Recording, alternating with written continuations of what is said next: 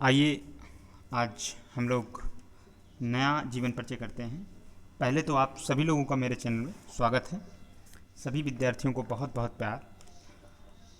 और ये स्वदेश प्रेम जो राम नरेश त्रिपाठी जी ने आपके में 7 चैप्टर लिखा हुआ है, तो राम नरेश त्रिपाठी जी काफ़ी इम्पोर्टेंट कवियों में से एक हैं जो आपके एग्ज़ाम में पूछे जाते हैं। इनके पद और जीवन परिचय भी इनका पूछा जाता है।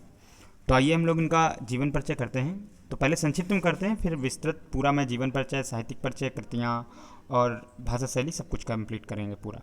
तो इनका जो नाम था वो क्या था? राम नरेश त्रिपाठी, ठीक है ना।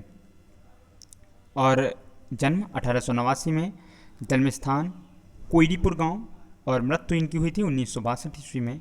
और पिता का नाम क्या था? पंडित रामदत्त त्रिपाठी। और जो शिक्षा इनकी हुई थी वो कोईरीपुर गांव था वहीं पर, है ना। तो 9वीं तक जो है इन्होंने वहीं पर शिक्षा ग्रहण की है। संस्कृत, बांग्ला, गुजराती और हिंदी जो भाषाएं थी मुख्य क्षेत्रीय और जो परिवार में बोली जाने वाली, तो सभी उन्होंने करीब सीखी। और कृतियाँ जो थी इनकी मुख्य जो खंड काव्य से संबंधित थी, पथिक, मिलन, और उपन्यास इनके थे वीरांगना, लक्ष्मी, है ना। और नाटक में से सुभद्रा जयंत जो है इनका काफ़ी अच्छा नाटक है। और कहानी जो इनकी कहानी संग्रह है जिसमें काफ़ी कहानियाँ इनकी प्रसिद्ध भी हैं, तो स्वप्नों के चित्र, उस संग्रह का नाम क्या है? स्वप्नों का चित्र। तो आइए अब इसके बाद कुछ और इनके विषय में जानते हैं। जो इनकी उपलब्धियां हैं, तो हिंदी साहित्य सम्मेलन और प्रयाग के प्रचार मंत्री, है ना। इसके बाद जो है साहित्य में योगदान की बात करें तो हिंदी का प्रचार प्रसार, हिंदी मंदिर और की स्थापना का साहित्य में बहुमूल्य योगदान दिया है इन्होंने। तो आइए हम लोग आगे अब इनका क्रम से जीवन परिचय सारी चीज़ें सीखते हैं और समझते हैं। सबसे पहले आते हैं इनके जीवन परिचय में। तो जो आपके राम नरेश त्रिपाठी जी थे वो राष्ट्रीय भावना से बहुत ज़्यादा लगाव रखते थे। तो वही आपका सेंटेंस लिखा हुआ कि राष्ट्रीय भावना से ओत प्रोत काव्य का सृजन करने वाले कवि राम नरेश त्रिपाठी जी का जन्म कब हुआ था? 1889 ईस्वी में। और इनका जन्म जो है जिला जौनपुर के अंतर्गत एक ग्राम पड़ता है कोईरीपुर, उसमें एक साधारण कृषक परिवार में हुआ था। इनके पिता पंडित रामदत्त त्रिपाठी जो थे वो ईश्वर में आस्था रखने वाले एक ब्राह्मण थे, ठीक है। और केवल 9वीं कक्षा तक पढ़ने के पश्चात जो है इनकी पढ़ाई छूट गई थी। किसकी? राम नरेश त्रिपाठी जी की। बाद में इन्होंने जो है स्वतंत्र रूप से हिंदी, अंग्रेजी, संस्कृत, बांग्ला तथा गुजराती का जो है गहन अध्ययन, अपना स्वाध्ययन घर में ही किया और साहित्य सेवा में लग गए। और साहित्य सेवा ही इनका लक्ष्य हो गया कि हम साहित्य में ही अपनी सेवा देंगे। ये हिंदी साहित्य सम्मेलन जो थे प्रयाग के प्रचार मंत्री भी रहे, ठीक ठीक है। याद रहेगा आपको कि ये हिंदी साहित्य सम्मेलन जो था प्रयाग के प्रचार मंत्री भी रहे। और इन्होंने दक्षिणी राज्य में हिंदी के प्रचार हेतु सराहनीय कार्य किए हैं।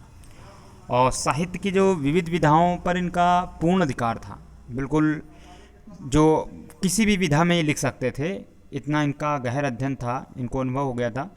1962 ईस्वी में जो है कविता के आदर्श और सूक्ष्म सौंदर्य को चित्रित करने वाला यह कवि जो है पंचतत्व में विलीन हो गया था, ठीक है, 1962 में। तो इसके बाद आगे हम लोग बात करते हैं इनके कुछ महत्वपूर्ण कृतियों की। और कृतियों से पहले एक आपसे जीवन परिचय हो गया इनका, मैंने साहित्यिक परिचय आपको नहीं बताया। तो मैं आपको पहले कृतियों से पहले आपको साहित्यिक परिचय इनका बता दूं कि जो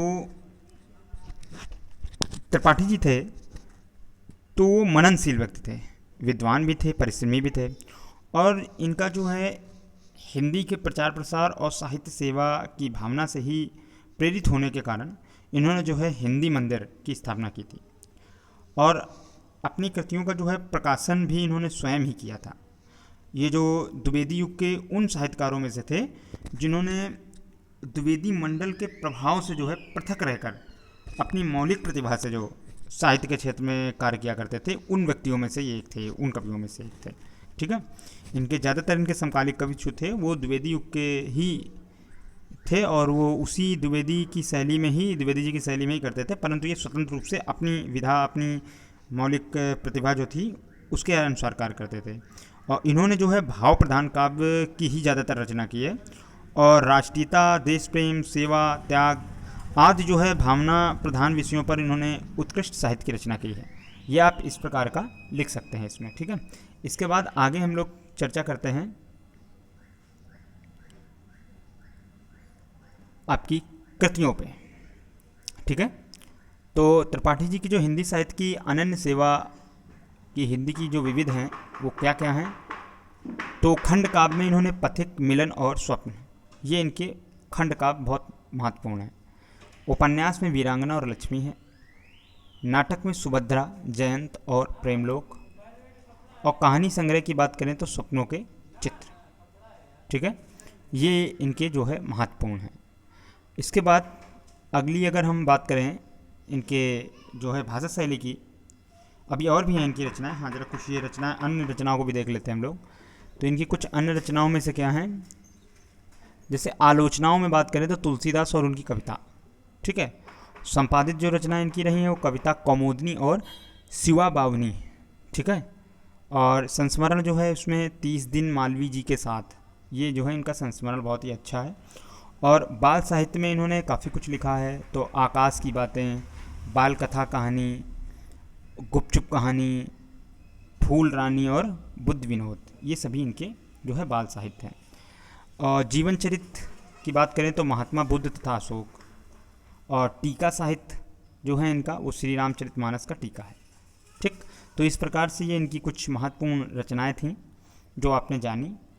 अब इसके बाद इनके जो है और इस अतिरिक्त थोड़ी जानकारी है इनके कृतियों से संबंधित, वो क्या है कि इनके जो खंडकाव्य में मिलन, दाम्पत्य प्रेम तथा पथिक और स्वप्न जो था वो राष्ट्रीयता पर आधारित भावनाओं से उत्प्रोत है। बात समझ गए होंगे। जो मिलन था उसमें जो है दाम्पत्य प्रेम यानी पति पत्नी का प्रेम था, और तथा पथिक और जो स्वप्न जो रचनाएं थी तो वो राष्ट्र खंड काव्य भी थे, तो ये राष्ट्रीयता के की भावना पर आधारित थे, ठीक है।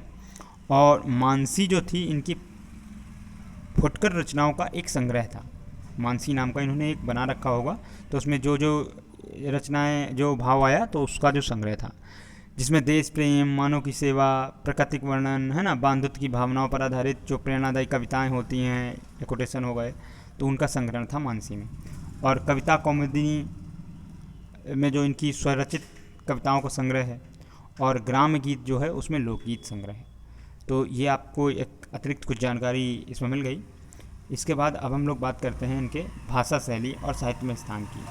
तो भाषा इनकी जो रही है वो तो आपने इनकी कविता ही पढ़ी है, उसमें भी आपने जाना था कि जो है भाषा इनकी कैसी रही थी। तत्सम संस्कृत से रिलेटेड खड़ी बोली बिल्कुल रही है हिंदी, जिसमें संस्कृत शब्दों का बहुत अच्छा उपयोग था। तो ये कह सकते हो आप त्रिपाठी जी की जो भाषा थी वो भावानुकूल, प्रभावपूर्ण, सरल, खड़ी बोली है। तथा संस्कृत के तत्सम शब्दों, तत्सम होते हैं जो शुद्ध शब्द होते हैं, और तद्भव जो बिगड़ जाते हैं, ठीक है। जैसे कर्ण का कान हो गया, तो कर्ण जो है वो एक तत्सम शब्द है और कान जो है वो तद्भव शब्द है। एवं सामाजिक पदों की भाषा में अधिकता है और शैली सरल, स्पष्ट एवं प्रभावमयी है। मुख्य रूप से इन्होंने वर्णात्मक और उपदेशात्मक शैली का प्रयोग किया है। इनका जो प्रकृति चित्रण है वो थोड़ा वर्णात्मक शैली पर आधारित है। काफ़ी अच्छा चित्रण और प्राकृतिक चीज़ों का बहुत डिटेल में वर्णन किया है इन्होंने। और छंद का जो बंधन है इन्होंने स्वीकार नहीं किया है, इन्होंने स्वतंत्र रूप से लिखा है। तथा इनकी जो प्राचीन और आधुनिक दोनों के छंदों में जो काव्य रचना देखने को तो मिलती है, परंतु इन्होंने कभी छंद से बंद कर नहीं काम किया है, उसके अतिरिक्त भी काम किया है। और इन्होंने जो है श्रृंगार, संत और करुण रस का भी प्रयोग खूब अपनी रचनाओं में दिखाया है। अनुप्रास, रूपक, उपमा, उत्प्रेक्षा, इन आदि अलंकारों का भी इन्होंने प्रयोग खूब अच्छा किया है। तो ये आपकी इनकी भाषा शैली था। और साहित्य में स्थान की बात अगर हम करें तो जो रामनरेश त्रिपाठी जी थे तो वो एक अपनी स्वयं की जो उनकी प्रतिभा थी, ठीक है ना, जो प्रचुर मात्रा में उनके पास एक अपना स्वभाव और अपनी विधि थी, उससे के अनुसार ही वो एक समर्थ कवि बने। और वो एक समर्थ कवि थे भी, संपादक भी थे, कुशल पत्रकार भी थे, तथा राष्ट्रीय भावनाओं पर जो है इनके ज़्यादातर काव्य आधारित रहे हैं। और वो अत्यंत जो है हृदय स्पर्शी रहे हैं, अर्थात हृदय को छू लेने वाले रहे हैं। और इनके जो निबंध थे वो हिंदी साहित्य की अमूल्य निधि है। जितने भी निबंध हैं तो वो इतने, उनका कोई मूल्य नहीं है, वो एक ऐसी निधि, निधि का मतलब मूल्यवान चीज़, तो जिसका कोई मूल्य नहीं है, ऐसी संपदा है कि एक अपना ही स्थान रखते हैं निबंध, बहुत ही सीखप्रद हैं और देश के प्रति प्रेम रखने वाले हैं। तो इस प्रकार ये कवि, निबंधकार, संपादक और आदि अन्य क्षेत्रों में भी इन्होंने एक कवि लेखक के रूप में भी अपनी सेवा दी।